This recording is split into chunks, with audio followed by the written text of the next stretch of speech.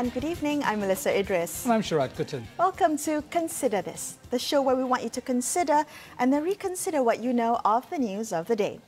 Let's begin with a look at what's happening in Johor. Sultan Ibrahim Sultan Iskandar has warned that he might trigger a dissolution of the Johor State Assembly should there be another power struggle in the state. Now, in a release statement, he said that he would have the people of Johor decide their new elected representatives, adding that he was very disappointed with, quote, power-crazed leaders and a squabble over positions for self-interest, end quote. Now, if you recall, at the end of April, there had seemed to be a political storm brewing in Johor between Bersatu and UMNO, and this was over claims of being sidelined for GLC and political appointments. So this is quite interesting that the Sultan of Johor has released this really strongly worded statement. Sharad? Yeah, so the question, of course, that most of us were wondering is, why now? What exactly precipitated the need for a statement?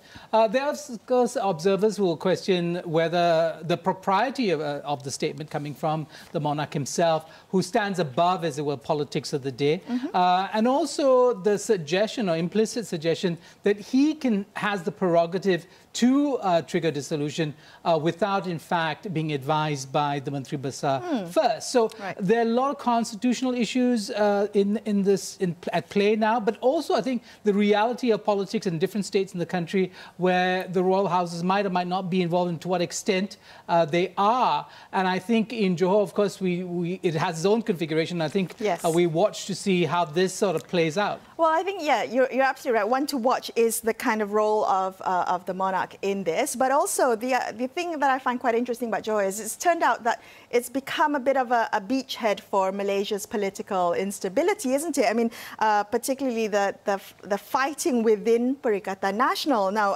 Perikatan Nasional has just 29 state seats in Johor against, I think, 27 from Harapan. So, a single defection from Perikatan Nasional could cause for a hung assembly.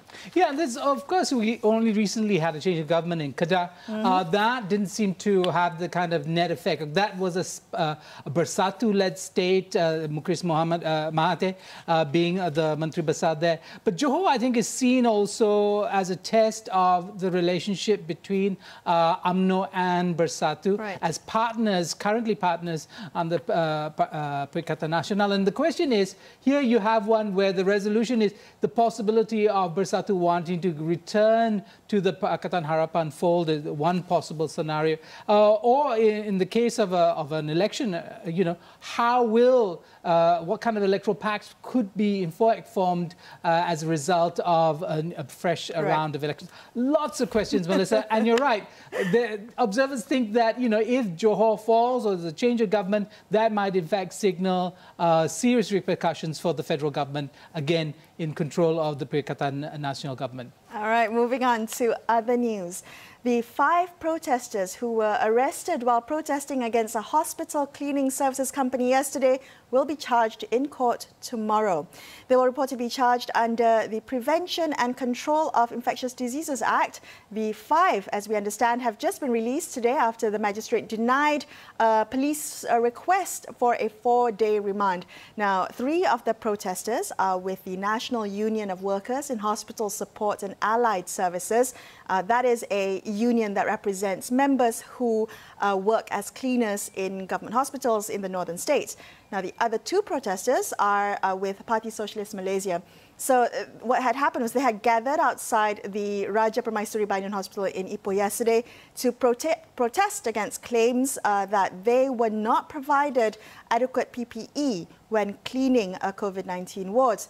Now, for the record, UEM Agenta, which is the parent company of Agenta UEMS, has come out to state that it has all the protocols in place to ensure the health and safety of its workers, and it has taken efforts to resolve the issues amicably. But Despite that, Sharad, I don't think the optics have been very good, especially with those photos circulating on social media of these women being held in handcuffs.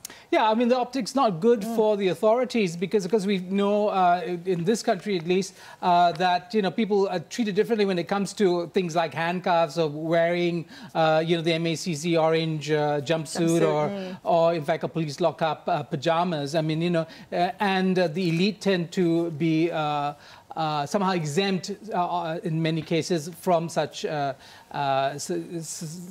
things like handcuffs and costumes. But I do think that there's this larger issue here. I mean, for me, the fact that they're being charged under or as well for a violation of the MCO seems odd and out of place because of so much hoopla that has gone around frontliners, the support for frontliners. Medical workers, right? Yeah, medical workers, anybody in the ecosystem that keeps hospitals running and keeps everybody safe. And here it is, there's an industrial dispute that's resolved, or at least in the claims of the activists, it could not be resolved, and therefore they had to go to the streets. They say they kept the social distance, they wore masks, such things. But the treatment that's given to workers who, on one hand, are lauded by, all and sundry as heroes, but their realities, their lived reality is so different from that in terms of wages, in terms of conditions. Agreed. And so, it does strike me as one of those cases where people should be outraged about what's happened to these activists. I mean, you were talking about the antara dua darjat, right? Of who gets handcuffed, who gets put into these orange jumpsuits. This is another case of that. This kind of a duality where you say something and then in reality it's something else. You treat medical frontliners differently, in the cleaners are treated differently. So I think that's something to be said and to be looked at in terms of a society here. Yeah, there's also the question and the charge of union busting. I think that requires some sort of investigation as to whether there's been a history of inhibiting the growth of unions in this particular enterprise or in the enterprises related to this particular service. Has there been union busting? And we do know, because union rates are very low, levels of unionization are very low in this country. Have not been very good for the Malaysian worker. That discussion about union busting merits a longer conversation on this show. Perhaps we will revisit this topic, but for now we're going to take a quick break and turn our attention to the protests in the US after it. So stay tuned to consider this.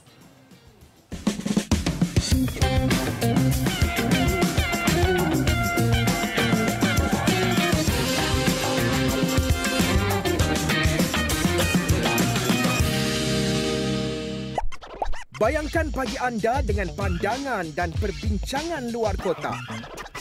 Berita dan isu semasa yang wajib anda ketahui sebelum anda keluar rumah. Paparan terkini, kupasan mendalam. Kami temani anda di waktu pagi untuk hari yang lebih ceria dan produktif. Gigi Ahmad, Afizi Azaman, Hakim Rahman, Hafizi Rosli dan Naila Huda. Semuanya di Awani Pagi. Ketika ini dengan kesan penuh daripada insiden ini kepada ekonomi China masih sukar dijangka. How big will the impact of the coronavirus, the novel coronavirus, be felt on the Chinese economy?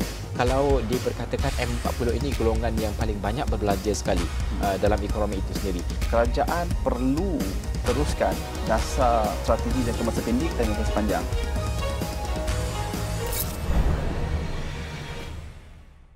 Kini berwajah baru. Ini pula susulan khas pesawat Back Air di Kazakhstan. Pesawat berkenaan dilaporkan tergelincir 2 kali. Notifikasi berita terkini dan navigasi mudah. Podcast dikemas kini dengan berita dan program. Rebirth, Reformasi, Resistance and Hope. Serta video tanpa had dengan scroll tanpa henti. Buat turun aplikasi baru Astro AWANI sekarang. Kini berwajah baru. Kini News is now on Astro AWANI.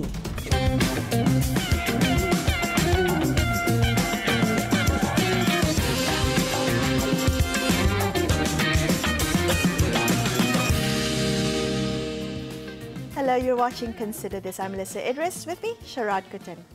The May 25th death of George Floyd after being restrained by a police officer has triggered protests not only in the US but has spread globally under the banner of Black Lives Matter.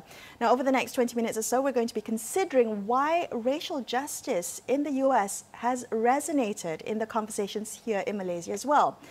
Mohan Ambikepaka is a Malaysian based at Tulane University in New Orleans in the US, where he is an associate professor of critical race theory and post-colonial studies. He's also the author of Political Blackness in Multiracial Britain, which focuses on racism and police violence in the West. Mohan, good evening. Thank you so much for joining us on the show. Or should I say good morning to you there in the US? Now, if I may begin, I just want you to help us think through, how should we be thinking about the current protests in the US? This is especially since, there's been racially motivated police brutality before, and it's not always resulted in such widespread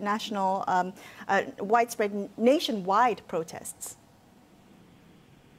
Well, that's a little true and a little untrue. The current protest has to be seen, I think, not only on the national level, but at a global level. I mean, we know that there are lots of protests happening all over the globe in many different national contexts where the treatment of African-descended people is an issue, and treatment by the police of African-descended people is an issue. So there are vigorous protests happening in Brazil, in France, in the United Kingdom, many other places. The racial conditions attending to African Americans in the U.S. has very long roots. We have to understand that the United States was started not as a democracy for everyone. The social contract was in essence a racial contract between property holders who were white males. And that constitution never extended, the protections of personhood, to people who are racialized differently. And that situation existed in the United States since the writing of the Constitution in 1787, all the way until the Civil Rights Act of 1965, where for the first time formal racial inequality was abolished. You had many different regimes of racial oppression in that period. You had slavery that lasted until the Civil War. And then you had segregation that lasted another 90 years.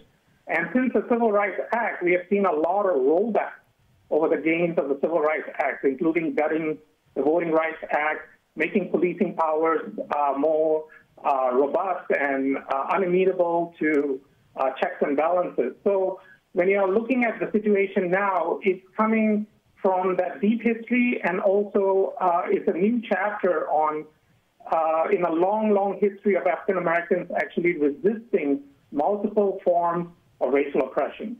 Mohan, for the casual observer of American society, for us living way beyond the borders of continental America, we think of Barack Obama's breakthrough moment as, becoming president of the Republic, and so on and so forth. Why is that possible? This extraordinary social mobility of African Americans on one hand, and yet what seems to be this inability to resolve questions of policing and racial profiling at a local level?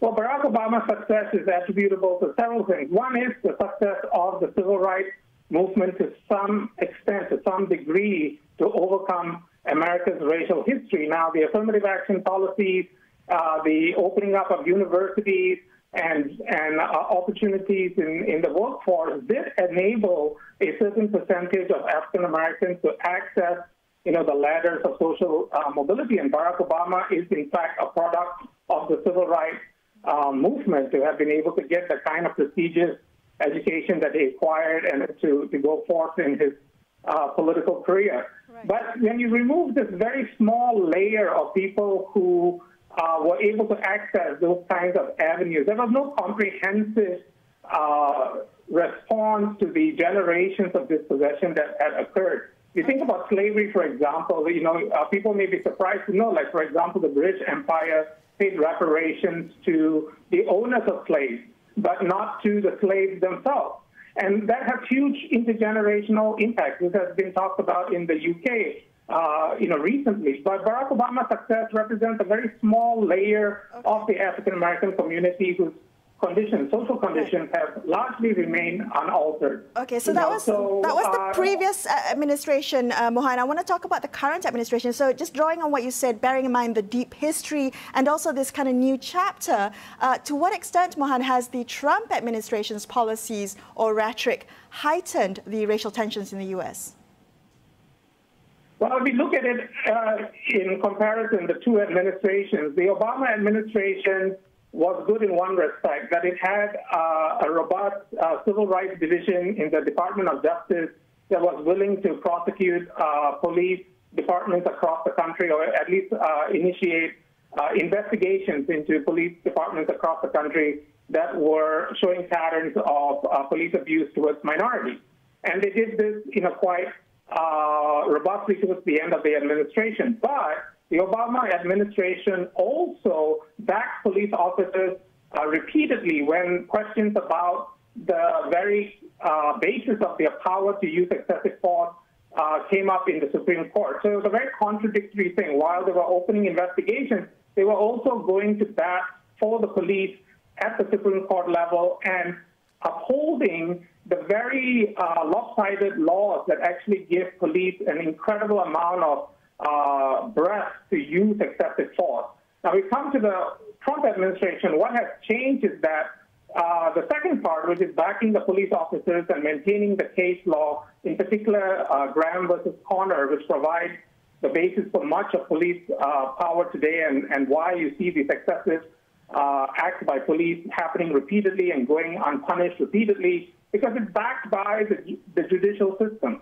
And Trump has maintained that. What he has done that's different from the Obama administration is that he doesn't have a very robust civil rights division inside the DOJ that's interested in investigating errant police departments. So that's basically the difference. Mohan, got about a minute before we go to a break. Tell us, do you think these protests are going to peter out, or what would lead to its either escalation or de-escalation in the medium or short term? That's hard to say. I mean, the militarized police response, that so many different local and state, and then now we are seeing, the president calling for the army to be utilized against the protesters. These are incredible slippages in terms of democratic governance, and they also result of a long process of the militarization of the police. So, a lot of repression is being utilized right now against the protesters, and so it's very difficult to ascertain, on the balance, how that is going to play out. All right. Mohan, we're going to take a quick break, but please stay on the line. Let's continue this conversation in just a few minutes, and we'll bring the conversation closer to home. Are Malaysians complicit in similar types of racism? More on Consider This in just a few minutes. Don't go anywhere.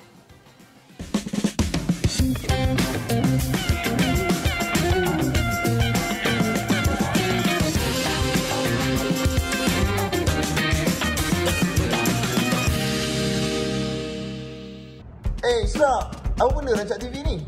Rancak TV ni adalah sebuah channel digital yang bernaung di bawah Astro AWANI. Apa yang best sangat dengan Rancak TV ni? Of course best, sebab dia ada macam-macam cerita. Dia ada cerita pasal isu-isu semasa, cerita pasal kesenian, cerita pasal hiburan, cerita pasal kecergasan, cerita pasal sukan, cerita pasal travel, cerita pasal sejarah, fakta-fakta menarik. Dan mereka juga ada buat short film dan juga dokumentari. Dan yang paling penting, Rancak TV tak ada cerita pasal politik. Wah, menarik tu. Kena bayar ke nak tengok konten-konten Rancak TV ni? Tak payah bayar, satu sen pun tak keluar. Yang penting korang follow, like dan subscribe YouTube, Instagram, Facebook dan juga Twitter Rancak TV. InsyaAllah kehidupan anda akan menjadi lebih rancak sampai situ.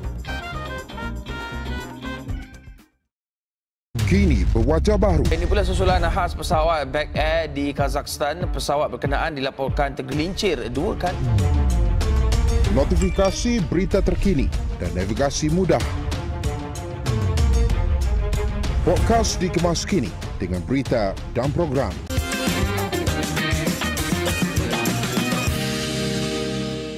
Thank Thank you for staying with Sharad and I on Consider This. Let's continue our conversation with Mohan Ampike-Parker, Associate Professor at Tulane University in New Orleans in the US. Now, Mohan, some Malaysians are using the current situation in the US, the death of George Floyd, police brutality, white privilege, all this to kind of draw parallels with Malaysia's social and cultural situation. Are there comparisons to be made? If there are, what are they? And if not, what are the limits to making these comparisons? I think there are many grounds to making comparisons, and these are productive conversations to have. I think when you have important historical events like this, it's an occasion to look at the mirror. Now, Malaysia, in my view, is a multi-racist country, and what I mean by that is that there's not just a single form of racism. There's different forms of racism. Racism doesn't come in only one kind of character or shape. Now, the racism directed towards people of African descent in Malaysia has been an issue, perhaps, starting from the 90s onwards. I remember there was a major chowkit, fracas that brought this to sort of the high-profile level. But, in 2019, we had the death of a student, Thomas Awansina, died in police custody. In 2008, we had the murder, by a group of civilian vigilantes of the CHAS student, Abdul Aziz Hassan, and when that student was killed, the Central District Assistant Commissioner of Police, claimed that the youth, quote unquote, the youth who attacked the Africans wanted to teach them a lesson. So these attitudes about applying brutal state violence on people of African descent and the complicity of institutions, exist in Malaysia as well. And I think that if we focus on this kind of racism treated, meted out to 25,000 African students in Malaysia, about 80,000 visitors that come in, we have an anti-black problem in Malaysia as well. Mohan, what about the way in which the American situation is being used? I mean, people are using the term white privilege and translating it into a local context. Some ethnic minorities, the Malaysian Indians in particular, some of them claiming that they themselves are like African Americans in that they are subjected to racial abuse and oppression. I mean, do you think those kinds of that use of the American situation for a Malaysian context is valid? Well, the character of the police and the history of the police, even in the Malaysian context, the police is a colonial institution, largely utilized to try to control an unruly population that would be against colonial rule. Similarly, the case with the police in the U.S. South, they were used as slave patrols to control the ability of African Americans to escape from slavery. So the institution of the police and the state function of the police has always been a repressive one. So when minorities in Malaysia are feeling some kind of resonance, there is a truth to that. The deaths of A. Kugan, D. Darmanendran, S. Balamurugan, P. Chandran, all at Malaysian police hands, the treatment of Rohingya refugees, the state of the immigrant detention centers and abuses there that have been documented. These are all reasons why Malaysians, could draw parallels. But at the same time, as I said, racism is not in a singular form, and there are also the kinds of racism that are meted out, differently to different people who are non-citizens versus citizens, people of African descent. Certainly, Indians as a socioeconomic minority in Malaysia and have borne the brunt of police abuse. But at the same time, we know that, within the Indian communities themselves, there's a lot of racism and anti-black prejudices as well. So these are contradictory, patterns of cultural behavior or political thinking. But I think there's a seed there to grow, which is to examine all these kinds of unjust relations. Okay. Well, so I want to ask you about privilege, particularly terms like white privilege that we've heard come out from the US. Now, are those terms transferable to, say, a Malaysian context, where perhaps race and class may not intersect in quite the same way as in the US? Well, that term privilege, was coined by an American academic, and it's controversial and debatable. The term has been extended, at least in the academic literature, to like Singapore. There's like Singapore Chinese privilege has become a very important term to think about dynamics that hasn't, to my knowledge, been utilized in the academic literature for Malaysia so far, but it may be coming. I, myself, in my own work, am not a big fan of the term or the analytical frame of privilege. I think race and class, are way more complicated and they're more structural than just a question of, privilege. These are dynamics that are very closely related to the way we organize society, and just removing privilege doesn't get rid of the class dynamics or the class exploitation and the racialized class exploitation that is very much a part of our society. I mean, we are a racial capitalist society, both in Malaysia and the U.S., and it's not a question of privilege. It's a question of actually how we set up the hierarchies in our society, how we use racialized labor for economics. So it's more than privilege, if you ask me. Mohan, because there are people, in Malaysia as elsewhere, who look with some concern about the violence surrounding the Black Lives Movement and the current debacle in the US. I believe George Floyd's brother has come out also to be very critical of, of people blowing up stuff, I think was the expression he used. I mean, how do you help us can you help us understand the question of violence in these protests? The violence is asymmetrical. We must be very clear about that. The violence is asymmetrical.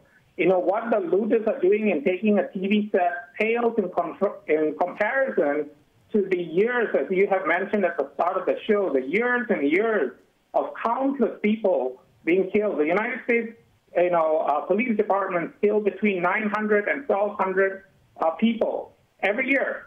And a quarter of that are African Americans, and they only represent 12% of the population. So the violence is very asymmetrical.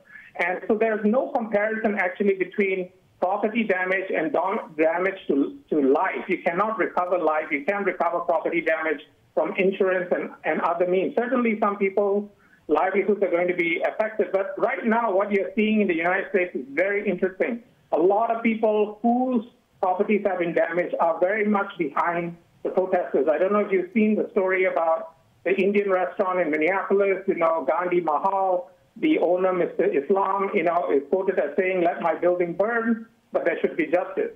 All right. Well, just in the minute or so that we have left, Mohan, can you share what should Malaysians, in solidarity with Black Lives Matter, be focused on at the moment? What would you say to them? I think focus locally. I think that the issues that characterize these outbreaks of social conflict and violence are very much present in Malaysian society, both targeted towards the African-descended people who are a part of our communities. We have all kinds of discriminatory laws about renting to people of African descent. It's an embarrassment and a disgusting face of Malaysian racism, and we should fix it. We should abolish it.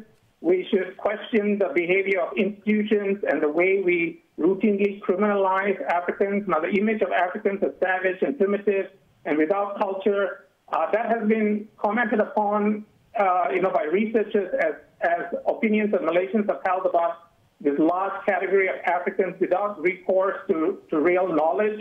The ignorance about Africa as a continent and Black Africans and the different countries, connections that we have to all kinds of social struggles in the past, including the anti-colonial struggle and the Bandung struggle. These need to be revived. I mean, we were in the figures of people like Usman Awang, Cecil Rajendra, Lim Chin Siong. There was, in the Bandung moment, lots of solidarity between Africans and Asians, and they need to be revived again, and no better way to do it than do it locally. Yeah.